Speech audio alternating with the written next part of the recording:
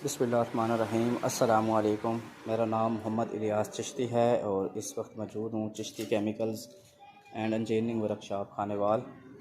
20 kilo capacity में mixer machine deliver होने जा रही है हज़रू के लिए।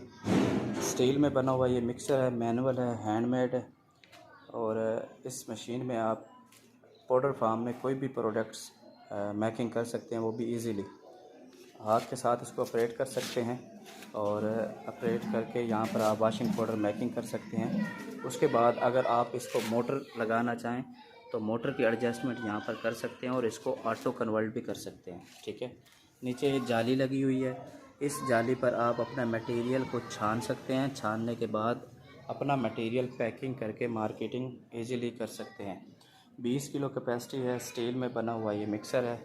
मैन्युफैक्चर्ड बाय है Chishti chemicals and engineering workshop Khanewal. दिए हुए नंबर्स पर रब्ता करके मज़ीद इंफॉर्मेशन ले सकते हैं। अगर आप भी मंगवाना चाहते हैं मशीनरी, दिए हुए नंबर्स पर रब्ता करें और बाएतमाद अदारा चिश्ती इंजीनियरिंग से सर्विस हासिल करें।